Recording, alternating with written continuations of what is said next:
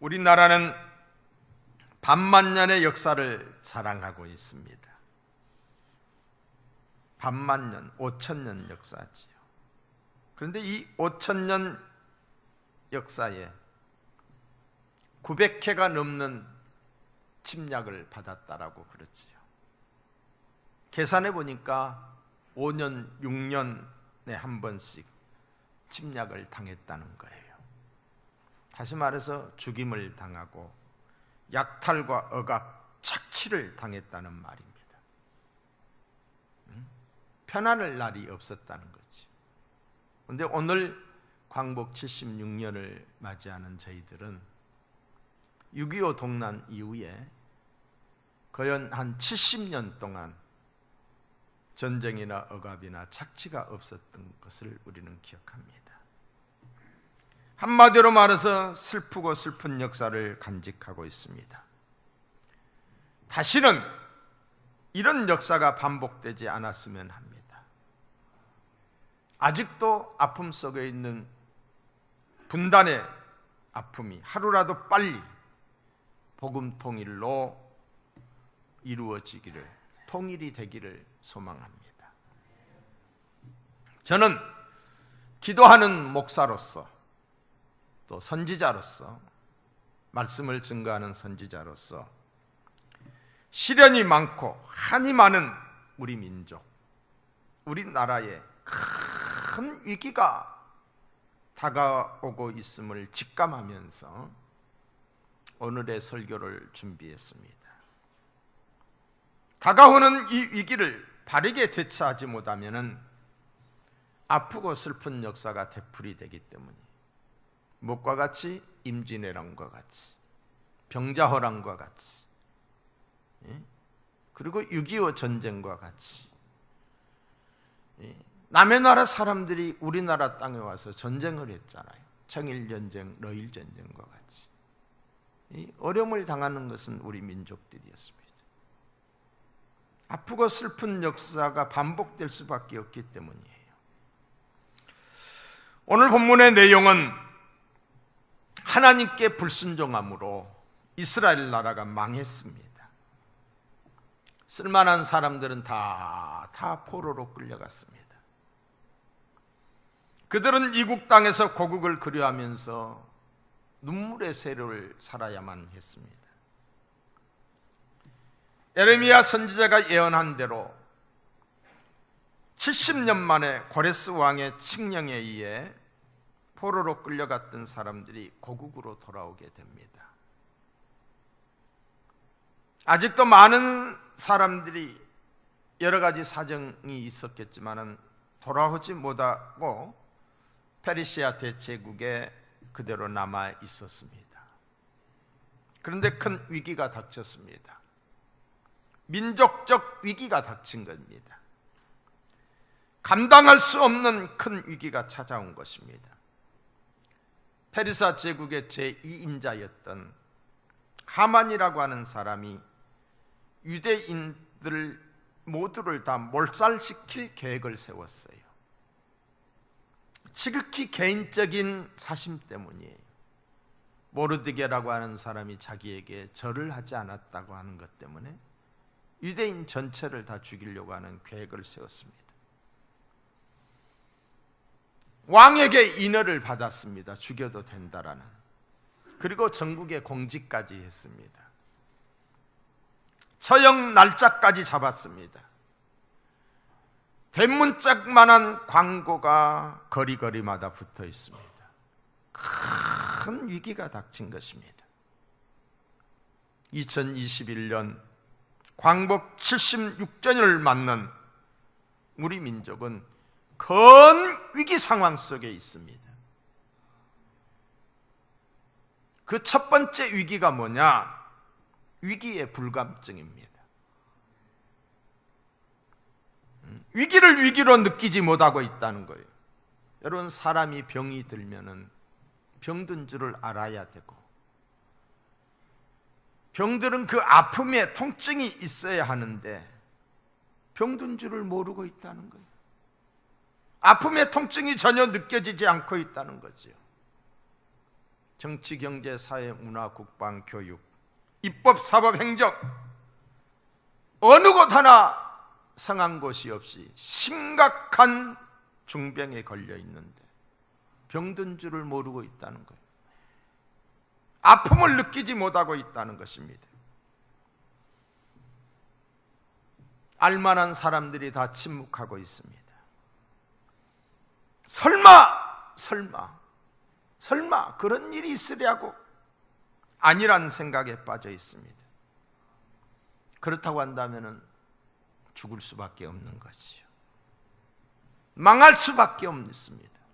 불감증에 빠져 있기 때문에 불보듯 뻔한 현실입니다.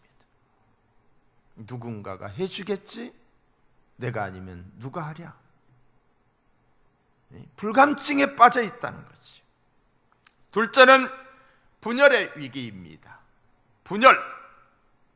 전 국민이 내 편으로 갈라져 있습니다. 편이 갈라져 있어요. 편가르기. 한 민족이 하나가 돼야 되는데 심각한 수준입니다. 정부가 앞장서서 갈라치기 정책을 하고 있습니다.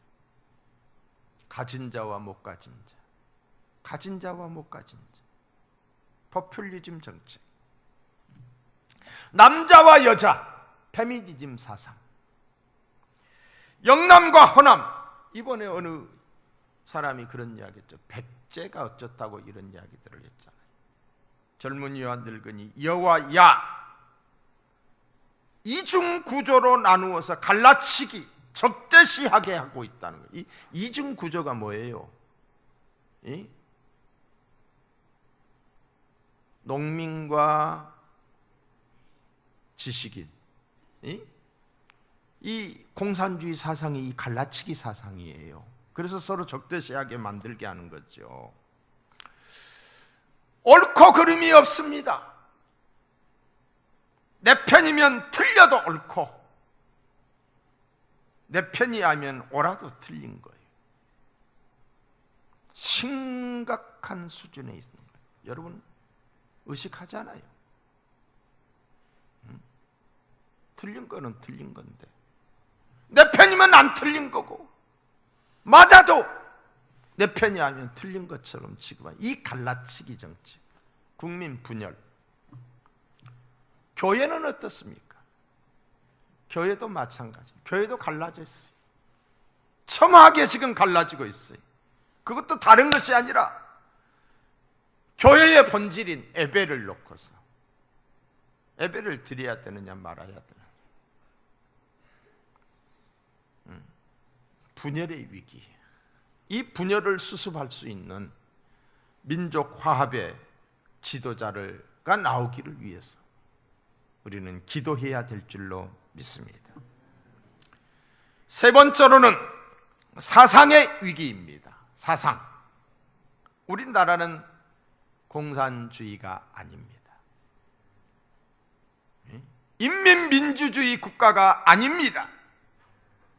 자유민주주의 국가입니다. 그런데 이 자유민주주의 국가에서 공산당의, 저 북한의 공산주의의 자들의 지령을 받아 그들의 돈을 받아서 이 땅에서 우리 곁에서 활동하고 있다는 것. 그게 현 정부의 이 국정원을 통해서 그들이 잡혔잖아요. 바로 우리 옆에서 그들이 시민단체들을 조직을 해서 조직화시켜서 들어가서 보니까, 제가 파악해 보니까 그 안에 목사도 들어가 있더라고요. 목사도 포섭이 돼 있어요. 충성맹세의 혈서를 쓰고 공작금을 받아서 활동을 했어요. 그 사람이 바로 현 대통령의 특보로 활동을 하고 있어요. 현 당대표와 같이 사진도 찍었어요. 다시 말해서 간첩들이 활개를 치고 돌아다닌다는 거지.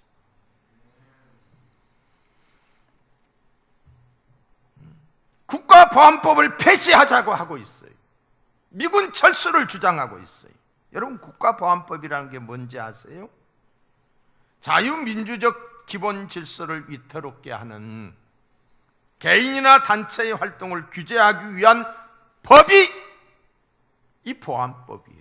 자유민주주의의 질서를 어지럽게 하고 반하는 자들을 처벌하기 위한 법이 보안법이에요. 자유민주주의에 도전하는 게 누구예요? 간첩들이잖아요. 간첩 찾지 말자는 거예요.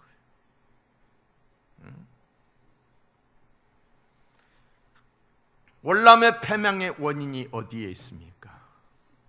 그들이 군사력이 약해서 졌습니까? 아니요. 이 간첩들 때문에 진 거예요. 사상의 위기. 네 번째로는 자유민주주의의 위기입니다. 자유민주주의. 민주주의의 꽃이 무엇입니까? 선거입니다. 개인의 의사를 선거로 표출을 하는 거지. 선거는 개인의 주권을 행사하는 것입니다. 선거 부정은 개인의 주권을 찬탈하는 것입니다. 지난 대선 때 드루킹 댓글 조작 사건이 8,840만 건이었어요. 100건이 아니에요. 1000건이 아니에요.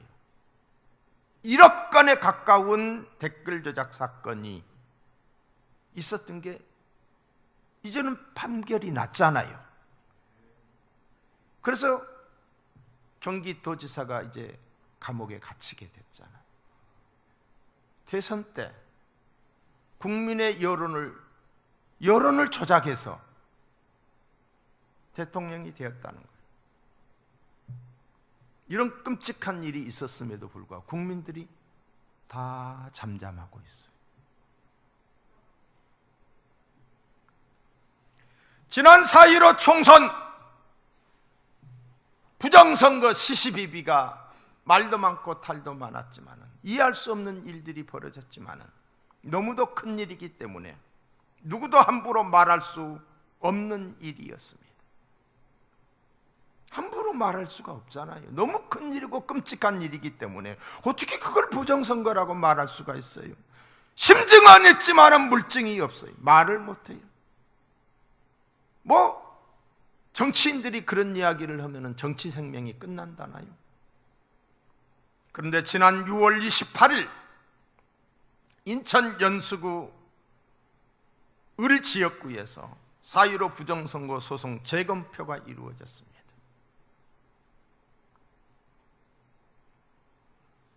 프로그램 조작과 투표지 교체가 물증에 의해서 사실로 드러났어요. 물증에 의해서 사실로 드러났다니까요. 너무도 확연한 사실. 일장기 투표라고 그랬죠. 도장을 찍으면 도장이 제대로 이렇게 찍어져 있어야 돼요. 그런데 두리뭉실하게 딱 인주만 찍혀져 있는 일장기 투표지 수천 장이 나왔다고 그래요. 한 지역구에서만. 배춧잎 투표지. 투표를 하게 되면은 인쇄된 투표용지를 하는데 왜 인쇄된 투표용지가 색깔이 달라야 돼? 그리고 본드를 붙여놓은 게 본드가 달려붙어 있고 투표지 용지 그 자를 때 나타나는 칼자국이 삐뚤어져서 나타나져 있고 인쇄된 투표용지. 선거법상 부정선거 시비가 있을 시에는 180일 이내에 재판을 해야 한다는 게 선거법인데 아직까지도 재판을 하지 않고 있고 미루고 있고 지난 8월 12일 날인가요? 하기로 했던 것도 12월 달로 또 미뤄버렸어요. 뭐예요? 자유민주주의의 위기라는 거죠. 다섯 번째는 안보의 위기입니다. 안보의 불감증이 한미연합훈련을 하지 말라! 저 북한에 있는 김여정의 하명에 국민의 대표라고 하는 사람들이 174명이나 부안해동 그 말에 순종하고 있다는 거예요. 훈련되지 않은 군인은 군인이 아닙니다. 어떤 공격을 하기 위한 훈련이 아니라 우리의 안보를 방위하기 위한 그런 방위적 훈련인데도 간섭을 하는 거예요. 하지 말아라. 그런데 거기에 그냥 예 하는 거예요. 미군 철수를 주장을 해도 한마디 말을 못하고 있어요. 국민의 생명과 재산을 지켜야 할 정부가 북한의 눈치를 보고 있는 것 우리 너무 잘 알잖아요. 뭐예요? 우리의 안보 주권을 포기해버린 거예요. 안보 주권을 포기한 거예요. 그럼 우리는 유사시에 죽는 거예요.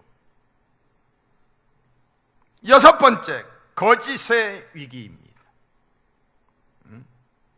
거짓말 세상이 되었어요. 보세요. 거짓말 세상. 상식과 기본이 무너졌습니다. 거짓이 큰 소리를 치는 세상이 되었습니다. 거짓이 만천하에 드러나도 부끄러운 줄을 모르고 도리어 큰 소리를 치고 있습니다. 사법부의 법적 양심마저 마비되었어요. 눈치 보는 사법부. 비례정당 만들지 않겠다라고 하고서 열린민주당을 만들었어요. 유책 사유가 있으면 후보자 내지 않겠다라고 했으면서도 서울시장과 부산시장 후보자를 냈습니다. 거짓말. 거꾸로 가는 24번의 부동산 정책 실패, 거꾸로 가는 멀쩡한 원전을 파괴했습니다. 거짓이 난무합니다. 일곱 번째, 악법 재개정입니다. 악법 재개정. 여러분, 헌법이 있고 헌법이 제2의 상위법이에요. 그 법률이 있고 뭐 조례가 있고 뭐 여러 가지 이렇게 되잖아요. 근데 헌법이 무시되고 악법이 제정되고 있어요. 기본법이 무너지고 조례가 기본권을 침해하고 있어요. 2017년 5월부터 2021년 5월 14일까지 4년 동안의 법 재개정의 건수가 3,355건이에요. 조례 제정이 11만 7,649건이에요. 과잉 입법은 국민을 전과자로 만들어요. 법 질서를 혼란 충돌시키게 해요. 정상국가 존립에 위협이 됩니다. 그런데 외국의 사례를 보세요. 독일은 4년 동안에 135건, 일본은 4년 동안에 34건, 영국은 5년 동안에 25건에 불과한데 우리나라는 4년 동안에 3,355건의 법을 개정을 하고 제정을 했어요.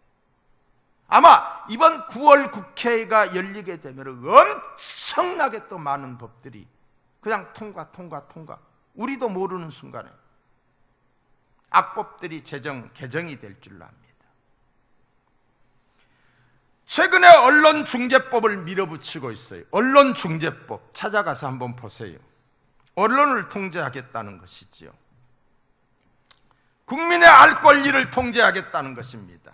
입을 막고 눈을 가리겠다는 거예요. 허위 조작 악의적 보도의 판단 기준이 아주 모호합니다. 자기들의 입맛대로 적용할 수 있다는 거지.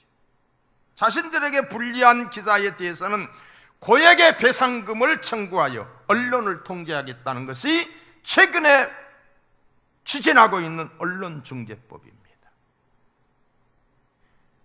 언론 뭐예요? 우리의 기본권이 뭐예요? 종교의 자유, 양심의 자유, 언론의 자유, 집회 결사의 자유, 이게 기본권이잖아요. 이런 것들을 못하게 하고 있는 거예요. 감염법 예방법이라고 하는 이 법이 이미 통과됐어요. 근데 이 법은 코로나와 같은 이런 어떤 재난을 이유로 종교 및 개인의 자유를 지나치게 억압하고 있는 거예요. 지금 우리 교회를 이렇게 억압하고 있는 것이 바로 이 감염법 예방법이 이미 통과되었기 때문에. 주민자치 기본법입니다. 주민자치를 이유로 법치를 무시하고 특정 집단에게 많은 특권을 주는 거예요. 주민자치 기본법, 주민자치, 송천동 주민자치 기본법. 그러면은 송천동에 있는 주민자치위원회에서 구청장이나 시장에게 뭘 요청할 수 있느냐?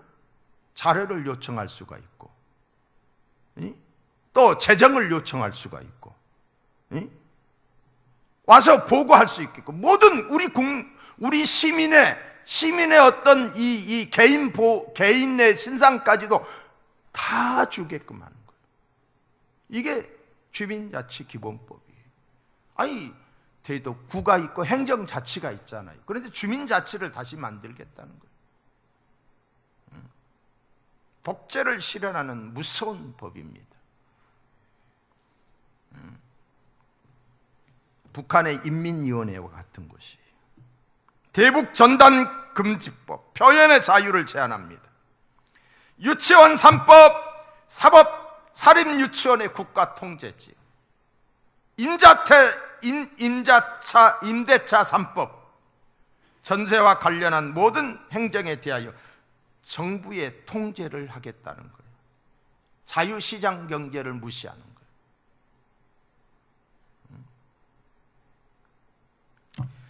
국가교육위원회의 법, 모든 교육을 국가의 통제하에 두게 한다는 것이죠. 평등법, 건강가정기본법, 차별금지법. 여러분, 이번에 박주민 의원이 또 냈어요. 또 이상민 의원이 평등법을 냈는데 박주민 의원은 거기다가 더 무서운 처벌 조항을 해가지고 또 올렸어요. 지금 한 달도 안 돼요. 이러한 법은 창조 질서를 무너뜨리고 가정을 해체시키고 남녀의 구별을 없애야 하겠다는 거예요.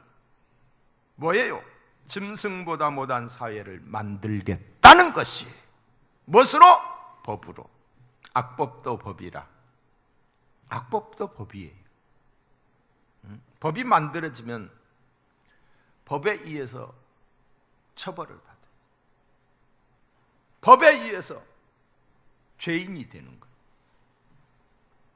이런 법들이 만들어지고 있어요. 분명 우리나라는 위기 상황에 있습니다. 이거를 우리가 어떻게 극복해야 될까요? 모르드게는 국가적 위기 앞에서 먼저 하나님께 기도합니다. 대성통곡하며 기도합니다. 그게 바로 1절에 있는 말씀이에요. 1절. 모르드게가 이 모든 일을 알고 자기의 옷을 찢고 굵은 배를 입으며 재를 뒤집어 쓰고 성중에 나가서 대성통곡하니 그랬어요. 울었어요. 자, 3절에도 보세요. 왕의 명령과 조서가 각 지방에 이르매 유다인이 크게 애통하여 금식하며 울며 부르짖고 굵은 베옷을 입고 재에 누운 자가 무수하더라. 나라와 민족을 생각하며 통곡하는 사람, 이웃과 교회를 생각하며 눈물을 흘리는 사람, 하나님은 이런 사람들을 통하여 역사를 이루십니다. 위기 앞에 눈물의 기도가 있어야 돼. 시편 126편에 보시면은 눈물을 흘리며 씨를 뿌리는 자는 기쁨으로 단을 거두리로다. 울며 씨를 뿌리러 나가는 자는 반드시 기쁨으로 그 곡식단을 가지고 돌아오리라 했어. 위기의 때에 기도해야 된다.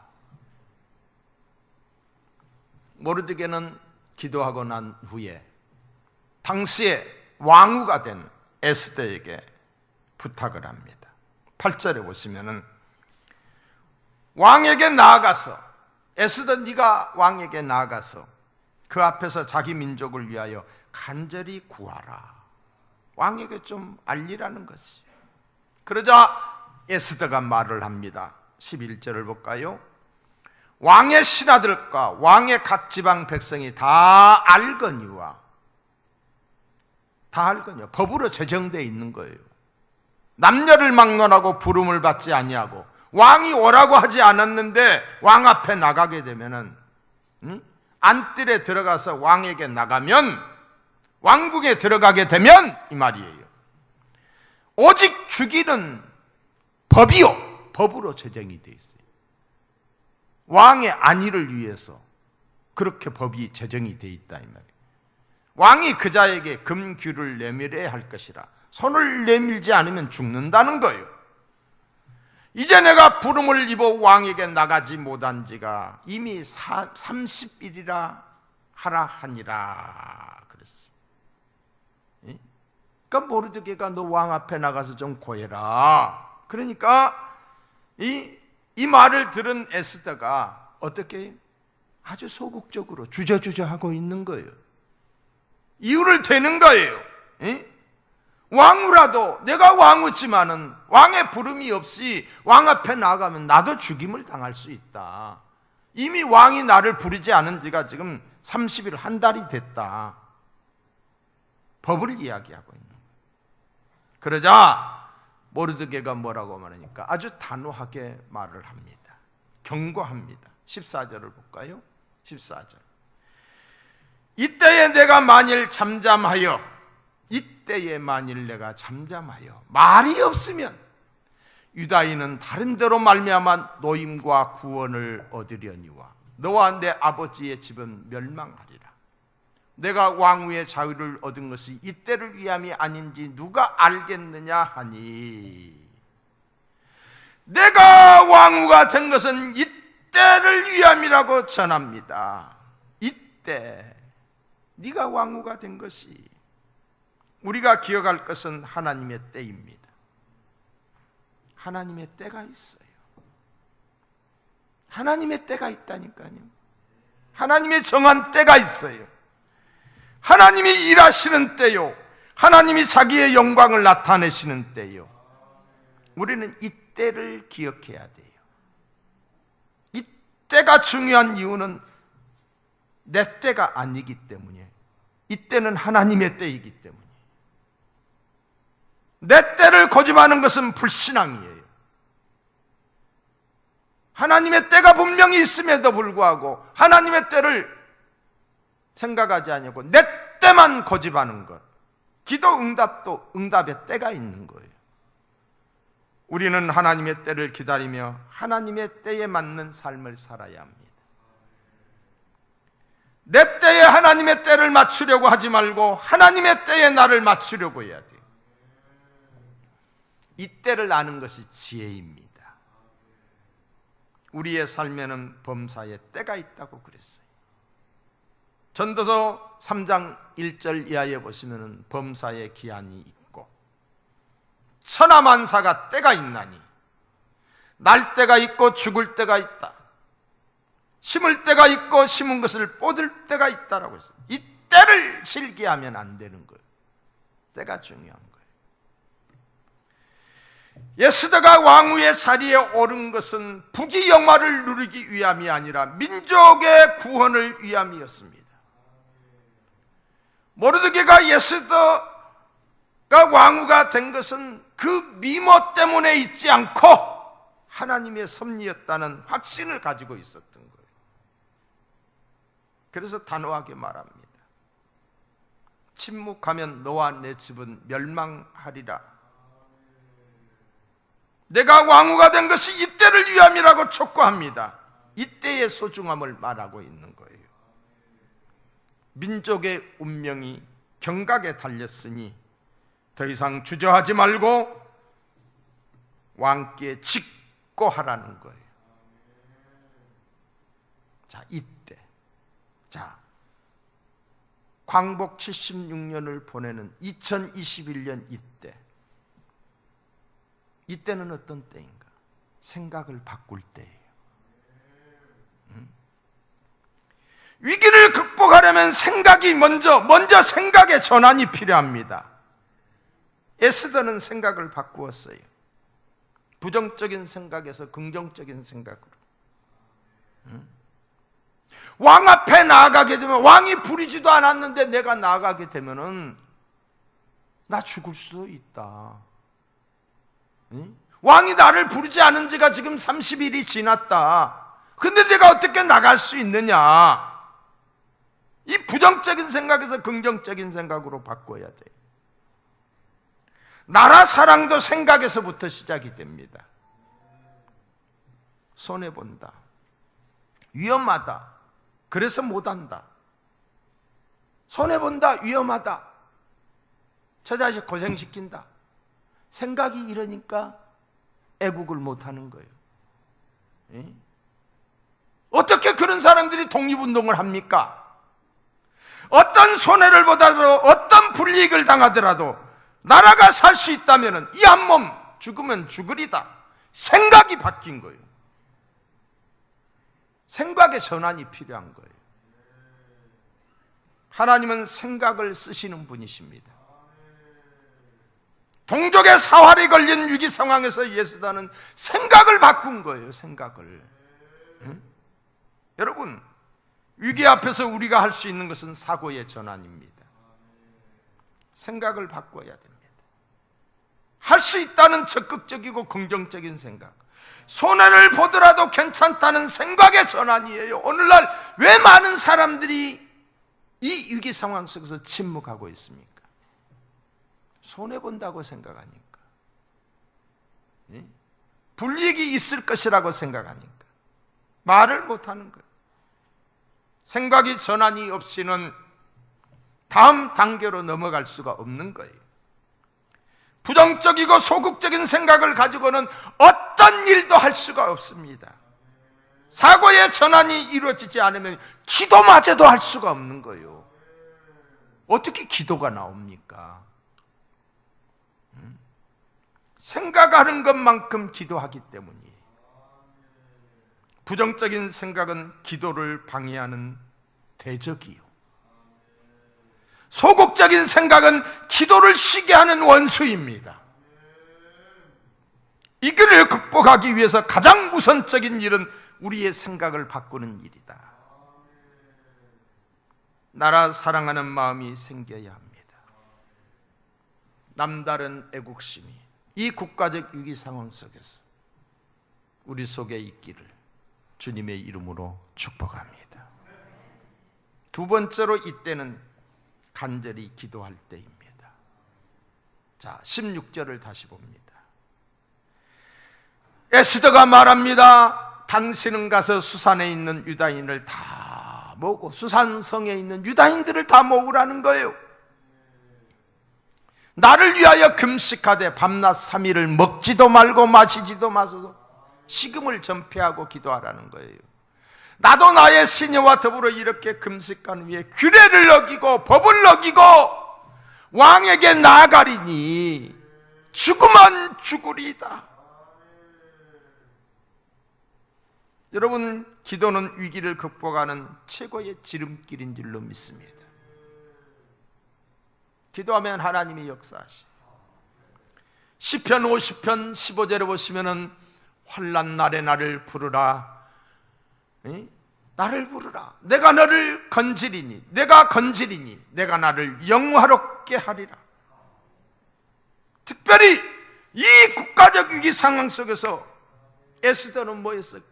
식음을 전폐하며 금식 기도를 했어요. 금식 기도는 흉악의 결박을 끌어준다고 그랬어요. 이사야 58편 6절의 말씀을 보시면 내가 기뻐하는 금식은, 하나님이 기뻐한다 금식을, 흉악의 권력을 끌어주며 멍에의 술을 끌어주며 압제당하는 자를 자유케 하며 모든 멍에를 끊는 것이 아니겠느냐. 기도가 만사입니다. 에스더가 죽으면 죽으리라고 말할 수 있었던 것은 기도에 동력이 있었기 때문이에요. 기도는 아무나 할 수 있는 것이 아니에요. 기도하면 능력의 하나님이 들어주신다는 믿음이 있는 사람이 기도하는 거예요. 겸손한 사람이 기도하는 거예요. 사고의 전환이 이루어진 사람이 기도하는 거예요. 기도의 문이 열려지기를 축복합니다. 생각은 사람의 마음을 움직이고 기도는 하나님의 마음을 움직입니다. 죽음의 위기를 생명의 기회로 바꾸어 주실 분은 오직 하나님. 우리의 간절한 기도가 하나님의 보좌를 움직이고 위기를 극복하게 합니다. 기도는 어떤 위기도 극복할 수 있는 강력한 무기 때문에 우리는 기도해야 돼요. 히스기야가 사형 선고를 받았어. 이제 더 이상 살지 못하고 죽을 것이라고 하는 선고를 받았어. 그때 그가 어땠어요? 이 위기 상황 속에서 그 또한 하나님 앞에 나가 벽을 바라보면서 하나님께 간절히 기도했어요. 하나님이 그의 생명을 15년 연장시켜 주신 줄로 믿습니다. 기도가 답이에요. 세 번째로, 이때는 믿음으로 결단할 때입니다. 믿음으로 일어날 때입니다. 믿음으로 순종할 때입니다. 주님이 가라 하면 가야 하고 멈추라면 멈춰야 됩니다. 주님의 뜻을 따라 움직여야 됩니다. 한마디로 말씀에 순종해야 한다는 거지. 많은 성도들이 생각에 진보가 있었어요. 생각이 바뀌긴 했어요. 또 기도는 하는데 뭘 안 하느냐? 순종을 안 해요. 순종의 때에 순종을 놓쳐버리는 거예요. 그래서 하나님의 역사를 경험하지 못하는 거예요. 결단이 그만큼 중요하다는 거예요. 기도하고 결단했으면 행동으로 옮겨야 되는데 행동하지 못하는 거예요. 망설이고 머뭇기를 때에, 기도하면서도 망설이고 머뭇기를 때에 마귀가 틈을 탑니다. 우리 권사님이 얼마 전에 큰 헌금을 했어요. 우리 애자영과 또 대안학교 이런 이야기를 하시면서 큰 헌금을 했어요. 그 헌금이 어머니가 주신 거예요. 자기가 쓸 수 없다는 거예요. 이 피 같은 돈을 내가 쓸 수 없다, 어머니가 주신 것인데. 그런데 하나님께 드리라고 하는 하나님의 어떤 그 사인이 온 거예요. 감동이 온 거예요. 그런데 이 큰 돈을 드리려고 하다 보니까 인간적인 생각이 앞서는, 마음이 괴로웠다고 그랬어요. 그러면서 저한테 와가지고 울면서 드리시더라고요. 울면서. 순종의 감동이 올 때에 즉시 순종을 해야 되는데 순종하지 않으면 마귀가 역사한다니까요. 사탄이 틈을 탑니다. 아무리 마음을 고쳐먹고 기도할지라도 순종하지 않으면 어떤 일도 일어나지 않습니다. 기도와 함께 내가 할 일을 해야 합니다. 사랑하기로 마음먹었으면 사랑을 실천해야지요. 시험을 앞둔 학생이 기도만 하면 좋은 성적이 나온다? 아닙니다. 기도와 더불어서 열심히 공부를 해야 되는 거예요.